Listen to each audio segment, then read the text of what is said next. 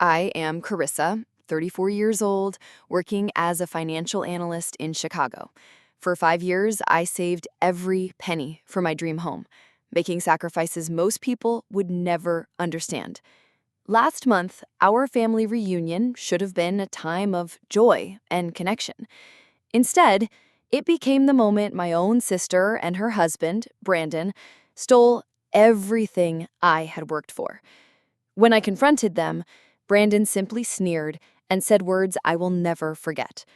Before I continue this heartbreaking story, let me know where you are watching from.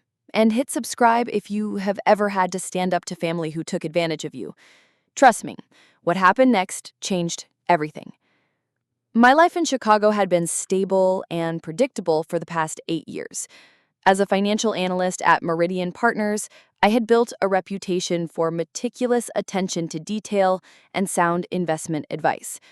The irony that I could protect millions of dollars for wealthy clients but failed to protect my own savings still stings to this day. My apartment was small, just a one-bedroom on the north side of the city. Nothing fancy, but it was mine. I drove a 10-year-old Honda that was fully paid off. I brought lunch to work every day while colleagues ordered delivery. Every small sacrifice was part of my plan. You see, I had a dream of owning a beautiful brownstone in Lincoln Park. Not a mansion, just a cozy 3-bedroom with character and history where I could build a life. For 5 years, I put away 30% of every paycheck.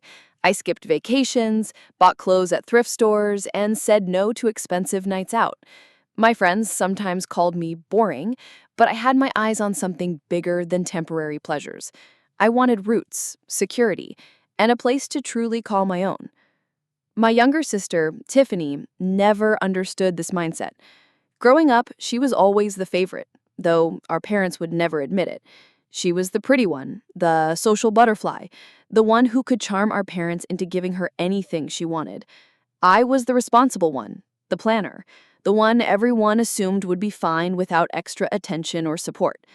When Tiffany met Brandon 3 years ago, I had reservations from the start. He was charming, sure, with his perfectly styled hair and confident smile, but something about him felt off. He talked big about his business ventures and future plans, but the details always seemed vague. Within 6 months of dating, they were married in a lavish ceremony that our parents paid for, despite their own retirement savings taking a hit. After the wedding, Tiffany changed. The sister who once shared everything with me became secretive. Her calls grew less frequent, and when we did talk, the conversation often revolved around the expensive things Brandon was supposedly going to buy her once his latest business deal went through. Those deals never seemed to materialize. The pattern started small. First, it was Brandon borrowing $200 to fix his car, promising to pay it back the next week. That next week turned into the next month, which turned into never.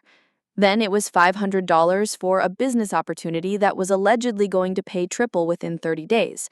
Then $1,000 when their rent was late because of some mix-up with Brandon's pay. Each time I tried to set boundaries. Each time I was called selfish. My parents sided with Tiffany, as they always had. They constantly reminded me that family helps family, that Tiffany and Brandon were just going through a rough patch, that I had it easier because I only had myself to worry about. Last year, Tiffany called crying because their electricity was about to be shut off. I paid their $300 bill directly to the utility company. A week later, she posted pictures of herself and Brandon at an expensive restaurant downtown.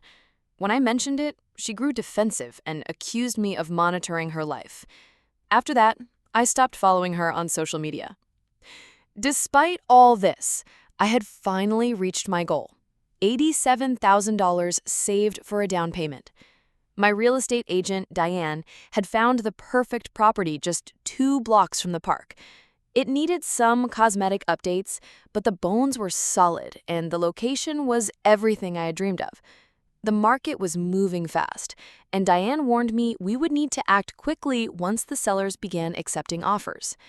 The timing couldn't have been worse.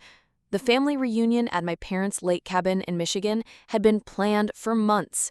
It was a tradition that brought together not only our immediate family, but also cousins, aunts, and uncles from across the country.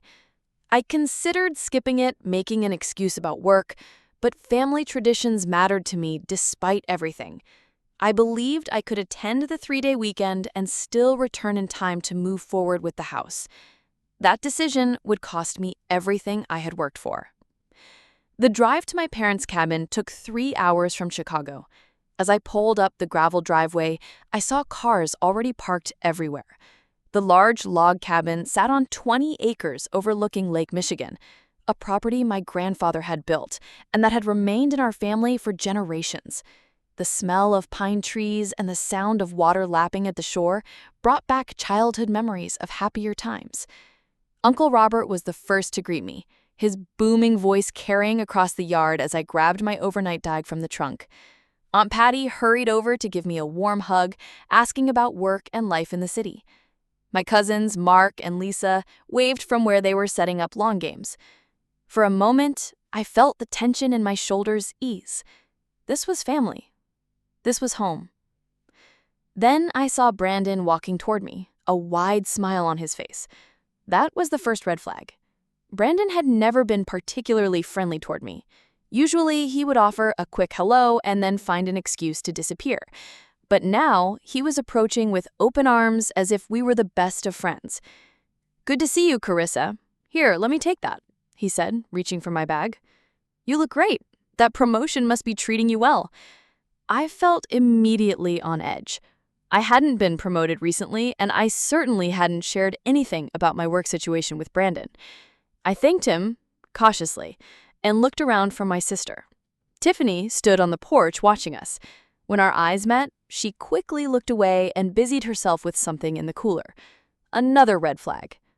As we walked toward the cabin, I noticed Brandon's wrist. He was wearing a watch I recognized from the luxury display cases I sometimes browsed, but never seriously considered. It looked like a Rolex Submariner, easily a $10,000 timepiece. He also pulled out the latest model smartphone, not just the base version, but the premium one with the largest storage capacity.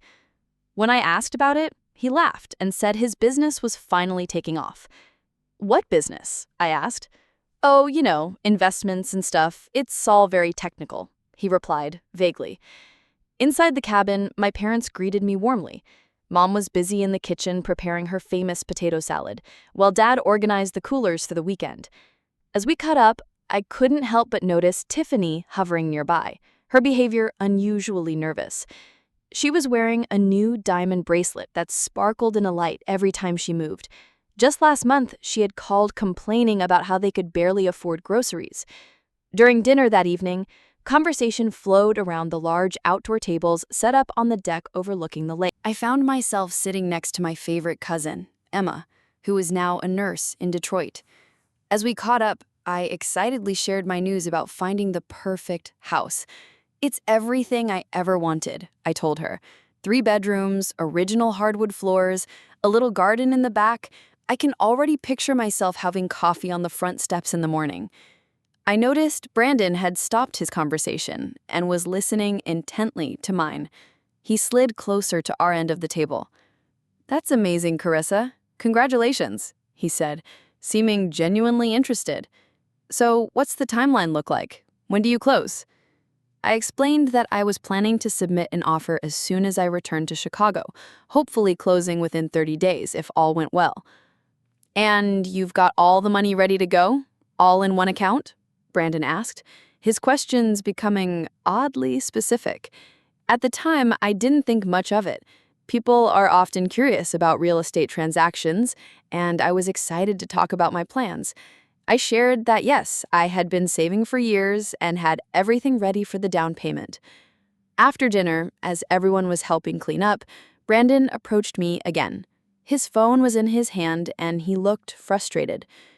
"My phone just died and I need to check something important for work. Do you mind if I borrow yours for just a minute?" he asked. Without thinking twice, I unlocked my phone and handed it to him. My mom called for help in the kitchen, and I spent the next 15 minutes washing dishes and storing leftovers. When I returned to the living room, Brandon casually handed back my phone, thanking me for the favor. Later that night, as I was getting ready for bed in the small room I was sharing with my cousin Emma, I checked my emails. I noticed my banking app had been open recently, which struck me as odd since I hadn't checked it that day. I dismissed it as a glitch, or maybe I had opened it unmindfully earlier. The rest of the weekend was filled with family activities. Saturday morning, fishing off the dock with my dad and uncles, an afternoon hike through the woods with my cousins, a big barbecue at night with stories around the fire pit. For those brief days, it felt like old times. Tiffany even seemed to relax as the weekend progressed, joining me for a sunrise walk on Sunday morning, where we talked like we used to years ago. By Sunday afternoon, as everyone was packing up to leave, there were emotional goodbyes and promises to get together more often. My parents hugged me tightly, saying they couldn't wait to see my new house once I closed. Tiffany gave me an unusually long embrace, holding on as if she didn't want to let go. Drive safe, Tiff. And for a moment, I thought I saw tears in her eyes. It's just a 3-hour drive, Tiff. It'll be fine. I laughed, not understanding the weight behind her words. Brandon gave me another unexpected hug and said, "Thanks for everything, Carissa. You're a good sister. We appreciate you more than you know." As I drove back to Chicago that evening, I felt a renewed sense of optimism. Despite our differences and the tension of the past few years, family was still family. Maybe Brandon was maturing. Maybe things with Tiffany would improve, and maybe we could all support each other through life's challenges after all. I had no idea that at that very moment, everything I had worked for was already gone. Monday morning, I woke up early, excited to call my real estate agent, Diane, to move forward with the offer on the house. I made coffee, sat at my small kitchen table, and opened my laptop to review the property details one more time before making the call. Everything looked perfect. The neighborhood, the layout, the potential. This was going to be my home. At 8:30, I called Diane. She answered on the second ring, her voice cheerful and energetic as always. "Carissa, I was just about to call you. The sellers are reviewing offers today. Are you ready to move forward?" "Absolutely," I told her confidently. "I just need to transfer the down payment to my checking account so it's ready for the earnest money deposit." "Perfect," she replied. "If you can get that done this morning, we'll submit everything by noon." I hung up and opened my banking app on my phone, entering my password and waiting for the account to load. When the numbers appeared on the screen, I blinked, certain there was some mistake. I closed the app and reopened it. Account balance $3,211.28. That couldn't be right. Just 4 days ago, my savings account had contained $87,000. My heart began to race, a cold sweat breaking out across my forehead. I navigated to the transaction history, my hands shaking so badly I had to try 3 times to top the correct option. There it was. 3 separate transfers, all processed over the weekend. Friday night, $29,000 transferred to an account I didn't recognize. Saturday afternoon, $29,000 to another unknown account. Sunday morning, $29,000 to a third account. My entire body went numb. The room seemed to spin around me. I felt physically ill, rushing to the bathroom where I threw up the coffee I had just consumed. This couldn't be happening. There had to be a mistake. Fraud. It had to be fraud. With trembling hands, I called my bank's fraud department. After authenticating my identity, I was placed on hold. The cheerful music playing in my ear felt like a mockery as my entire future evaporated before my eyes. 45 minutes later, a representative finally picked up. "Ms. Wilson, I've reviewed the transactions you're concerned about. I'm afraid these appear to be authorized transfers made from your registered mobile device using your correct credentials." "But I didn't make those transfers," I insisted, my voice rising with panic. "I was at a family reunion all weekend. Someone must have hacked my account." "Were there any times when someone else had access to your unlocked phone?" The memory hit me like a physical blow. Brandon borrowing my phone, the banking app being open later that night, his oddly specific questions about my down payment, his expensive new watch and phone, Tiffany's new bracelet. their sudden friendliness. I ended the call with the bank after they explained the investigation process, but I already knew what had happened. I tried calling Tiffany, straight to voicemail. I called again, same result. I sent text messages that showed as delivered but remained unread. I called Brandon, no answer. In desperation, I called my parents. Carissa? Honey, what a lovely surprise! Did you make it home safely yesterday? Mom, I need to know something. I tried to keep my voice steady. Have you heard from Tiffany and Brandon today? Oh, yes! They stopped by this morning to show off their new SUV. Brandon said his investment finally paid off big time. It's such a beautiful vehicle, all black with those fancy wheels. They said they might take a little vacation to celebrate. Each word felt like a knife twisting in my chest. New SUV, investment paid off, vacation. Mom, I need to go. I'll call you back, I managed to say before hanging up. I collapsed onto my couch, the full reality crashing down on me. My own sister and her husband had stolen my life savings, my dream home, my security, my future. Everything I had worked and sacrificed for over 5 years was gone in a single weekend. I called my best friend, Julia, barely able to form coherent sentences as I explained what had happened. Carissa, you need to call the police right now, she said firmly. This is theft. This is a crime. Family or not, they stole from you. But they're family, I whispered, tears streaming down my face. My own sister. That makes it worse, not better, Julia insisted. If you don't report this, you'll never see that money again, and they'll think they can take advantage of you forever. I sat in silence for a long moment, my mind racing with conflicting emotions. Loyalty to family, the shock of betrayal, the fear of confrontation, the grief of losing my dream home, the rage building inside me toward the people who had done this. Finally, I made my decision. I'm going to their house, I told Julia. I need to see them face to face. Do you want me to come with you? She offered immediately. No, I replied, a new determination hardening in my voice. This is something I need to do myself, but stay by your phone. I'll call you after. As I grabbed my car keys and headed for the door, I had no idea that the confrontation awaiting me would forever change my relationship with my family. All I knew was that I deserved answers, and I was finally ready to stand up for myself, no matter the cost. The 2-hour drive to Tiffany and Brandon's suburban home gave me too much time to think. My emotions cycled between disbelief, heartbreak, and rage. The radio played meaningless songs I couldn't focus on. Twice, I had to pull over because tears blurred my vision too much to drive safely. By the time I turned onto their street, my hands had stopped shaking, replaced by a cold, steady resolve.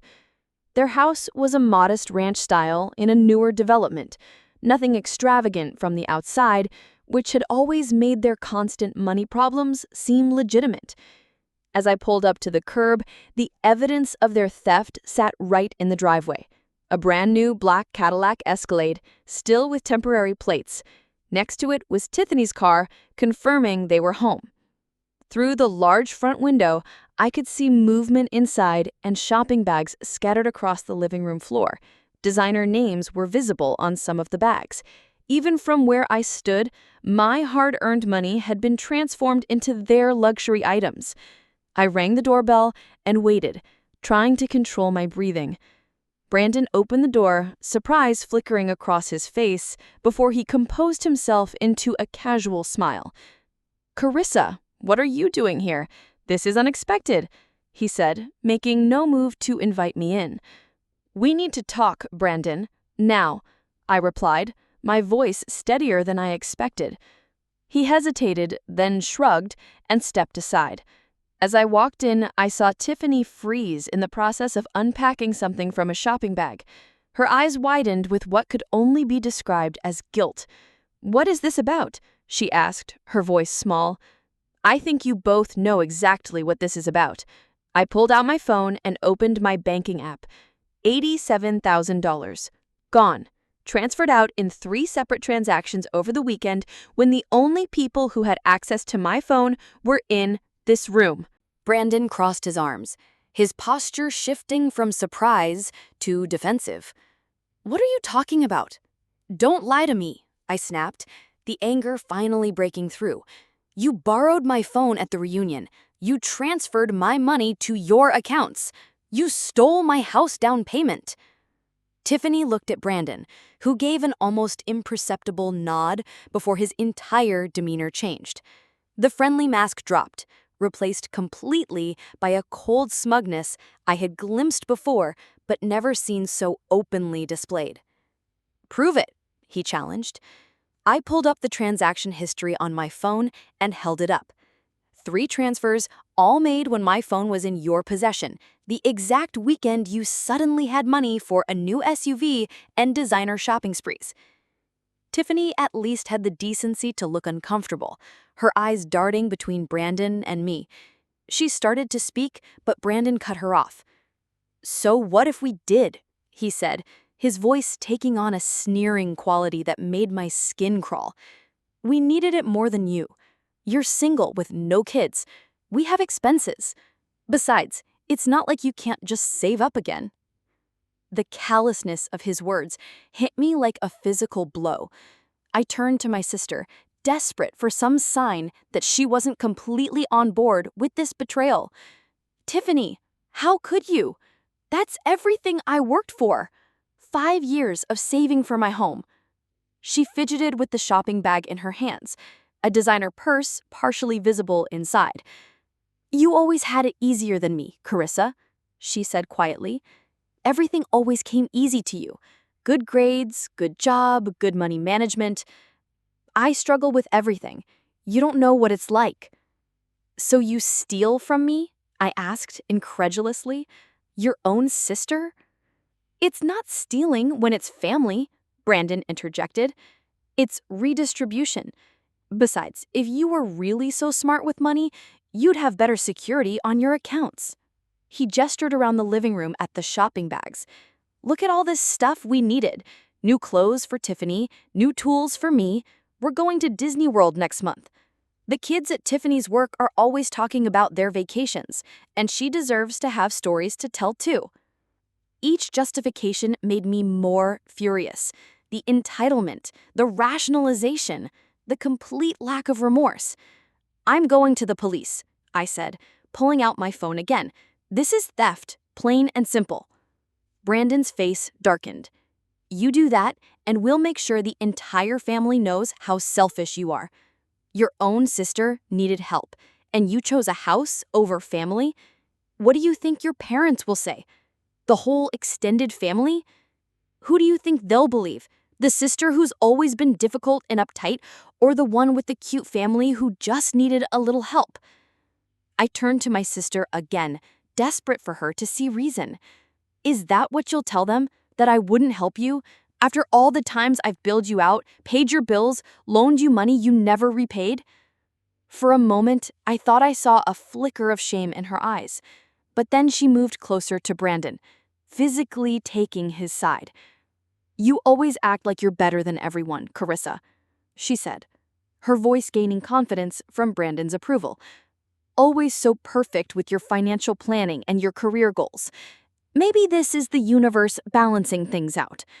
Besides, it's just money. You can make more. Family is forever. Just money, I repeated, my voice breaking. It was my future, my home, my security, everything I worked for. Brandon laughed, the sound cutting through me like glass.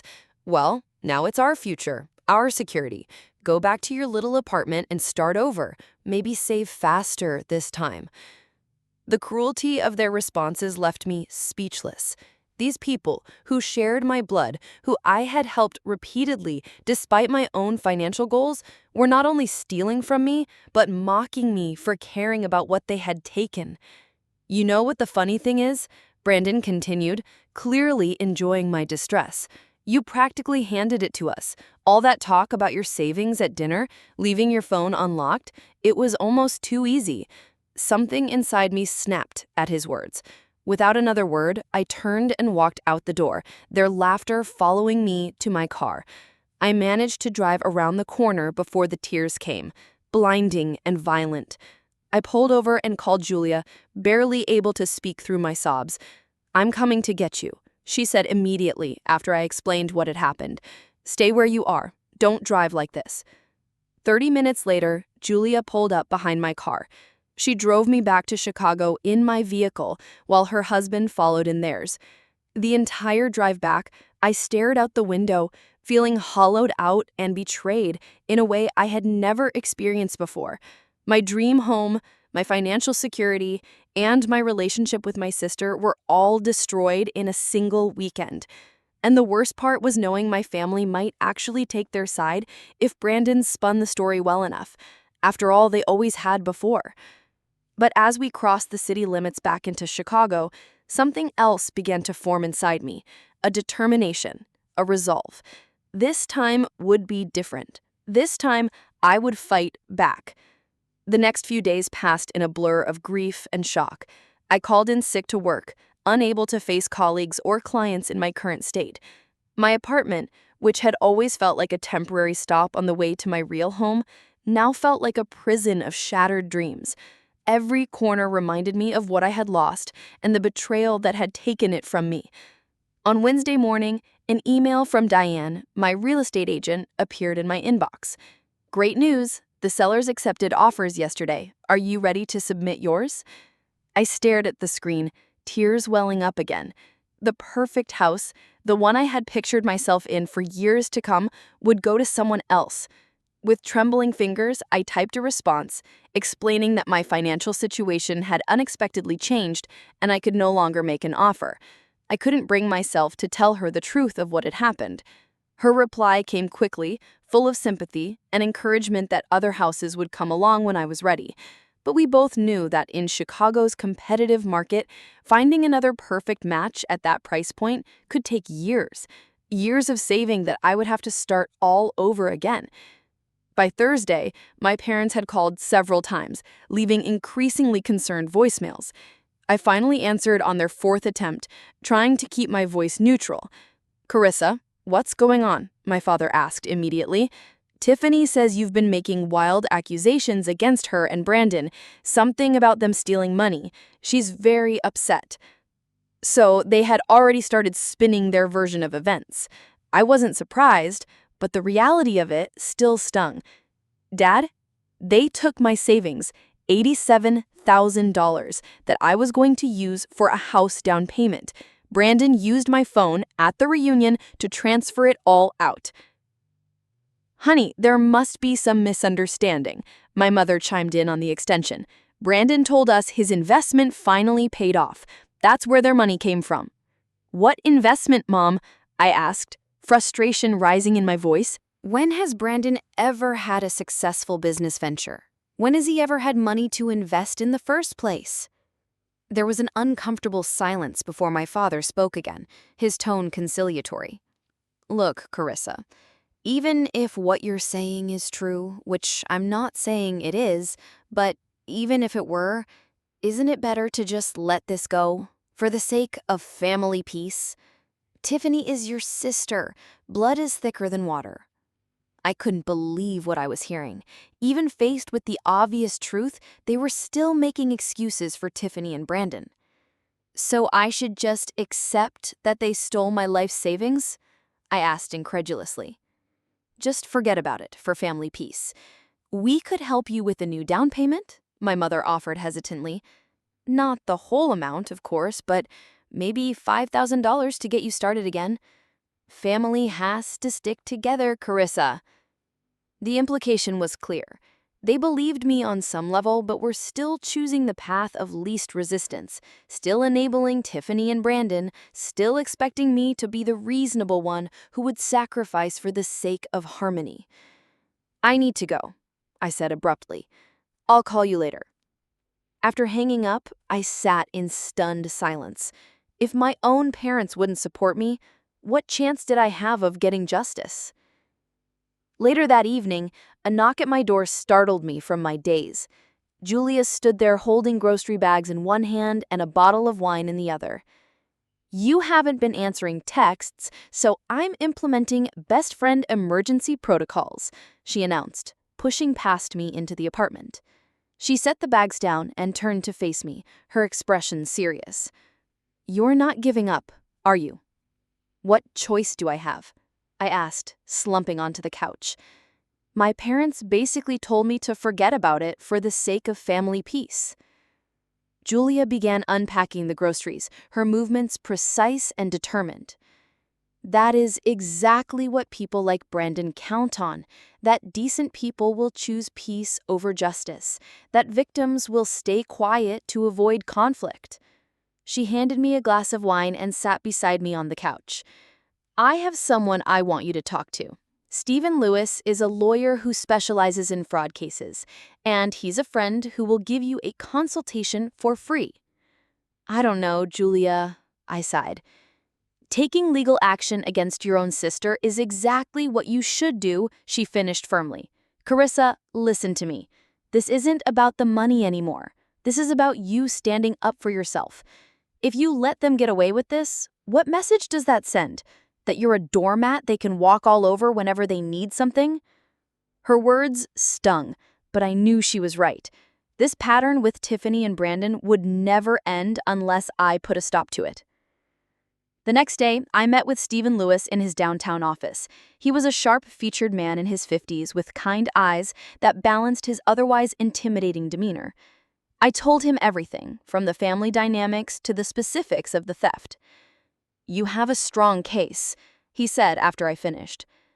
"The transfers were made without your authorization from your device while it was in their possession. The timing aligns perfectly with their sudden purchases. It's not just circumstantial evidence." My stomach twisted. "But would I have to testify against my own sister?" Stephen leaned forward, his expression softening slightly. "Miss Wilson, family fraud is more common than you might think. It's also one of the most underreported crimes, because of exactly the conflict you're feeling right now." But ask yourself this. If a stranger had stolen $87,000 from you, would you hesitate to report it? Of course not, I admitted. Your sister and brother-in-law are counting on your family loyalty to protect them from consequences. They betrayed that loyalty, not you. Over the next few days, I threw myself into building my case. I obtained phone records showing exactly when Brandon had possession of my phone. I discovered that my parents' cabin had security cameras installed last year after our break-in at a neighboring property. The footage clearly showed Brandon on the porch, hunched over a phone during the exact time frame when the first transfer was made. I found social media posts where Brandon had cryptically mentioned coming into a financial windfall. I documented the timeline of their purchases. I gathered evidence of every instance where I had loaned them money in the past that was never repaid. Each piece of evidence strengthened my resolve. But the question of Tiffany's involvement troubled me deeply. She was clearly complicit, but was she a willing participant or under Brandon's influence? The sister I grew up with would never have done this to me, but people change. Or perhaps I had never really known her at all. The most difficult part was preparing for the family fallout. Stephen warned me that taking legal action would likely cause a permanent rift with some family members. Was I prepared for that possibility? At first, the thought terrified me. Despite everything, family had always been my anchor. But as I reflected on recent years, I realized that what I thought of as family loyalty had become a one-way street. I gave, they took. I compromised, they demanded. I forgave, they repeated the same behaviors. A week after the discovery, I was ready. Stephen had prepared the legal documents. The bank's fraud department had completed their preliminary investigation. The police report had been filed. Everything was in place for the next step. I called Julia the night before. "Thank you for pushing me to do this," I told her. "I don't think I would have had the courage without you." "You're stronger than you give yourself credit for, Carissa. Always have been. You just needed a reminder." That night, I barely slept. Tomorrow would change everything, for better or worse. but for the first time since discovering the theft, I felt something other than despair. I felt powerful. I felt righteous. And most importantly, I felt like myself again. The following Saturday, I drove back to Tiffany and Brandon's house. My car was now filled with purpose rather than grief. In the passenger seat sat my large designer bag, a Christmas gift from a grateful client last year. It contained every piece of evidence, every legal document, and every ounce of courage I had managed to gather over the past week. As I pulled up to their house, I noticed the new Escalade still prominently displayed in the driveway like a trophy. The curtains in the front window were open, giving me a clear view of Tiffany moving around inside. This time, there would be no surprise visit. I had texted them that morning saying we needed to talk about a family matter. Brandon had replied dismissively, "Just stop by whenever. We're around all day." I took a deep breath, grabbed my bag, and walked to the door with my head held high. When I rang the doorbell, Brandon answered almost immediately, that same smug expression on his face from our last encounter. "Back for more family drama?" he asked, his tone mockingly light. "I thought you'd be busy saving for your next down payment by now." I forced a neutral expression and stepped inside without waiting for an invitation. Tiffany was in the living room, surrounded by shopping bags from high-end stores. She at least had the decency to look uncomfortable at my arrival. "Carissa, I wish you'd call before just showing up," she said quickly, pushing some of the bags behind the couch. I noticed a stack of brochures on the coffee table. Disney World vacation packages, exactly as Brandon had mentioned during our last confrontation. My money funding their family vacation while I had to start over from scratch. Brandon closed the door and leaned against it, arms crossed. "So, what's this family matter? You wanted to discuss more accusations, or have you finally come to your senses and realized that family helps family?" His condescending tone made my blood boil, but I maintained my composure. I looked directly at Tiffany instead of him. "I wanted to give you both one chance to make this right. Return my money, and we can discuss a payment plan that doesn't involve the courts." Brandon laughed loudly. The sound echoed through the room. "Are you still on about that? We told you the money was from my investment finally paying off. Stop being so dramatic." Tiffany nodded in agreement, though she wouldn't meet my eyes. "It's true, Carissa. Brandon's been working on this deal for months. The timing was just a coincidence." I set my bag down on the coffee table with deliberate slowness. "Then you won't mind what's coming next." They both looked momentarily confused. Then Brandon snorted dismissively. "What, more empty threats? Going to tell Mom and Dad again? They already agreed this is just a big misunderstanding." As they laughed, a loud bang shook the house. All three of us jumped, heads snapping toward the front door where the sound had come from. The door flew open with enough force to hit the wall behind it. In the doorway stood two police officers in uniform, followed by a woman in a suit I recognized as Diana Martinez from the bank's fraud investigation team. Behind them was Stephen, my lawyer, holding a briefcase. The looks on Tiffany and Brandon's faces would have been comical under different circumstances. Pure shock, followed by confusion, followed by the first flickers of fear. "Brandon Wilson," one of the officers asked, though he already knew the answer. "Yes," Brandon replied, his voice suddenly much less confident. "We have a warrant to question you regarding a fraud investigation involving unauthorized financial transactions," the officers stated formally, handing Brandon an official-looking document. "We'd like you to come with us to answer some questions." Before Brandon could respond, Stephen stepped forward and handed him another set of papers. "Mr. Wilson, I'm Stephen Lewis, attorney representing Carissa Wilson.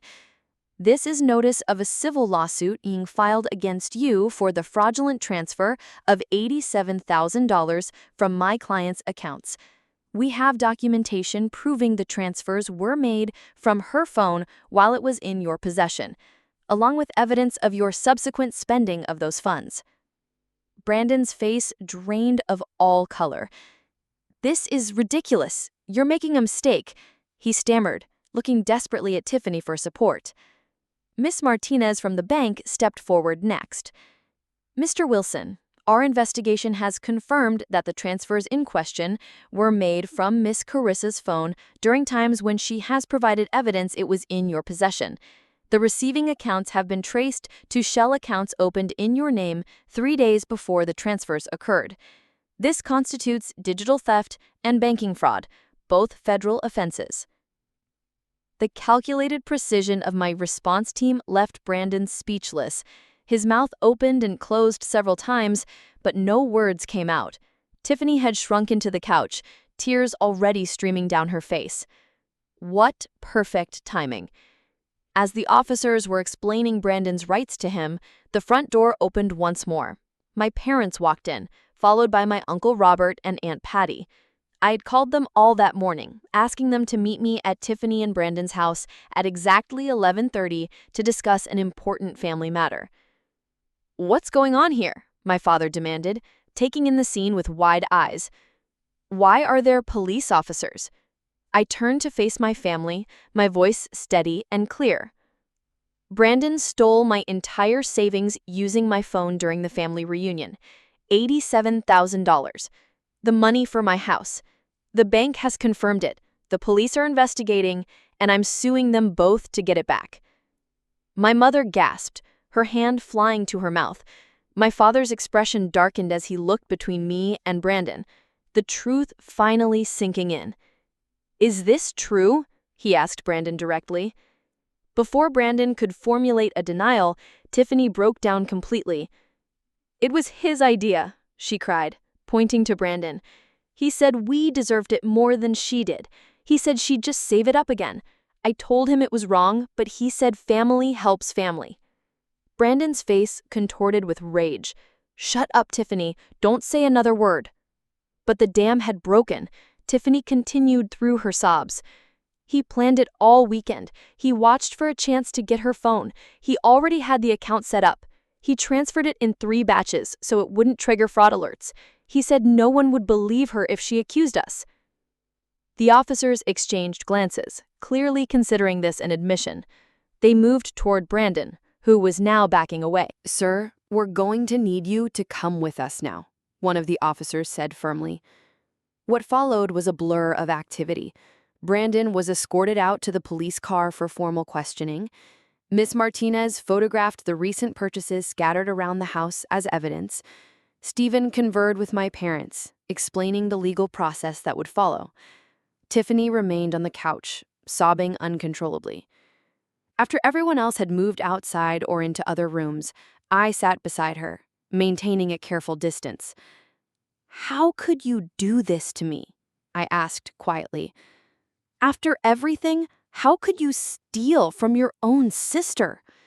She looked up, her makeup streaked down her face. "He controls everything, Carissa. The money, the decisions, everything. At first, it was romantic, how he took charge, but then—" She trailed off, shaking her head. "It's no excuse. I knew it was wrong. I just didn't know how to stop it once it started." I wanted to comfort her out of habit, but I held back. Years of being the responsible sister, the one who fixed everything, made it difficult. But this wasn't something I could or should fix with a hug and forgiveness. "You had choices, Tiffany. You could have warned me. You could have said no. You could have called me afterward. Instead, you went shopping with my money and planned a vacation." She nodded miserably. "I know. I got caught up in it all. The nice things, the vacation we could never afford before. It was like a fantasy. But these past few days, I've barely slept. The guilt, I just kept telling myself you'd be okay because you're always okay." My parents re-entered the room, both looking shock-shelled. They sat across from us, my father leaning forward with his elbows on his knees. "We owe you an apology, Carissa. We should have believed you immediately. We should have questioned where their money suddenly came from." My mother nodded tearfully. "We always thought we were helping Tiffany by giving her extra support. But maybe we were just teaching her she didn't have to be responsible for her actions. It was the first time I had ever heard them acknowledge their role in enabling Tiffany's behavior. Under different circumstances, it might have been a healing moment, but the betrayal was still too fresh, the wound too deep. The bank will be freezing their accounts. The lawsuit will seek full restitution plus damages. I'm not backing down this time. Nor should you, my father said firmly, surprising me. This crossed every line. There have to be consequences. Tiffany sobbed harder at his words, but didn't argue. For once, she was facing the reality of her actions without anyone rushing to shield her from the fallout. As I gathered my things to leave, I felt a strange sense of peace settling over me. The money wasn't back in my account yet. The dream house was lost. The legal process would be long and difficult. But for the first time in my adult life, I had stood up for myself, without compromise, without putting everyone else's needs before my own. And surprisingly, the world hadn't ended. In fact, the truth had finally set me free. 3 months passed before Brandon's case made its way through the legal system. In the end, faced with overwhelming evidence, he accepted a plea deal. The court ordered full financial restitution of the $87,000 plus $15,000 in additional damages. He received 2 years of probation and 200 hours of community service. The judge had been particularly stern, noting that family fraud was an especially egregious breach of trust. The money was returned to me through a court-monitored payment plan. Brandon's new SUV was sold, along with most of their recent purchases. It wasn't an immediate recovery of everything that was taken, but it was justice in motion. Tiffany moved back in with our parents a week after Brandon's arrest. Their marriage, it seemed, could not withstand the strain of consequences finally catching up to them. She filed for separation, citing emotional manipulation and financial control as primary factors in her decision. Our relationship remained complicated. I wasn't ready to welcome her back into my life with open arms, but I didn't shut the door completely, either. We began meeting once a month with a family counselor, slowly rebuilding a foundation that had been cracked long before the theft occurred. In our third session, she made a confession that took me by surprise. "I was always jealous of you, Carissa," she admitted quietly. "You seemed so together, so capable." I felt like I was constantly failing in comparison. It was easier to resent you than to learn from you. The counselor encouraged us to explore these feelings, helping Tiffany recognize that her perception of me as perfect was just as unfair as my perception of her as hopelessly irresponsible. We were both more complex than the roles we had been assigned in our family dynamic. My parents underwent their own reckoning during this time. They apologized repeatedly for not believing me initially, and for years of enabling behavior that had contributed to the situation. My father, in particular, seemed determined to make amends, offering financial help that I gently declined. This was something I needed to rebuild on my own terms. By the 6-month mark, I had received enough of the restitution money to begin house hunting again. The perfect brownstone was long gone, but Diane, my ever-patient real estate agent, helped me find a different property. It was smaller than my original dream home, but it had character and potential. Most importantly, it was mine, purchased with money that carried the weight of a hard-won battle rather than just years of careful saving. The day I closed on the house, Julia helped me move in, christening the new space with takeout Chinese food eaten on the floor of the empty living room. "Are you sad about losing the first house?" she asked as we broke open fortune cookies. I considered the question carefully. A little. It was perfect. But maybe it wasn't meant to be my home after all. This one feels right for where I am now. And it was true. The person who had saved for that first house was different from the woman now holding these keys. I had changed, grown stronger, and become more defined in my sense of self. This house would be filled with boundaries as well as dreams, with hard-earned wisdom as well as hope. The experience had transformed my approach to family as well. I learned that true family doesn't take advantage of your love. It doesn't use loyalty as a weapon or generosity as an expectation. Sometimes the family you choose, like Julia, who had stood by me without hesitation, proves more reliable than the one you're born into. That didn't mean I had given up on my blood relatives. Tiffany and I continued our monthly counseling sessions, making slow but steady progress. She had found a job and was learning to support herself for the first time without Brandon or our parents as a safety net. There were setbacks and difficult conversations, but also moments of genuine connection that gave me hope for the future of our relationship. I had also established clear boundaries with my parents. No more enabling behavior, no more expectations that I would be the responsible one who sacrifices for everyone else. No more looking the other way when someone crossed a line. They were uncomfortable with these changes at first, but gradually came to respect the new dynamic. As for Brandon, he remained on the periphery of our family, completing his community service and making the court-ordered payments. I had no desire to rebuild any relationship with him, and the rest of the family seemed to follow my lead. Some betrayals cut too deep for full reconciliation. Security became a priority in my new life. I implemented two-factor authentication on all my accounts. I never shared passwords or left my phone unlocked around others. I maintained a separate emergency fund that only I knew about. These weren't signs of paranoia, but of healthy self-protection. The most valuable lesson, though, was learning that standing up for yourself isn't selfish. It's necessary. It's an act of self-respect that ultimately earns the respect of others. The temporary discomfort of confrontation is far less painful than the long-term erosion of being taken advantage of repeatedly. 1 year after the family reunion that changed everything, I hosted a small housewarming gathering in my new home. Julia and her husband were there, along with colleagues who had become friends, neighbors I had bonded with, and yes, my parents and Tiffany. The house wasn't as large as the one I had originally dreamed of, but it was filled with people who truly cared about my well-being, not what they could take from me. As I looked around at the gathering, I realized that the betrayal which once felt like the end of my world had actually marked the beginning of a better one. A world where I valued myself enough to demand that others do the same. Where I understood that forgiveness doesn't mean allowing someone to hurt you again. Where I recognize that sometimes the most loving thing you can do for yourself and others is to hold them accountable. Have you ever had to stand up to family members who tried to take advantage of you?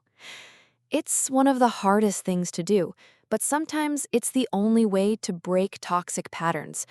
Leave a comment below sharing your experience or how you would have handled my situation. If this story resonated with you, please hit the like button and subscribe for more stories about finding strength through difficult family dynamics. Thank you for listening to my journey, and remember, protecting your boundaries isn't selfish. It's necessary for a healthy life. Stay strong, and I'll see you in the next video.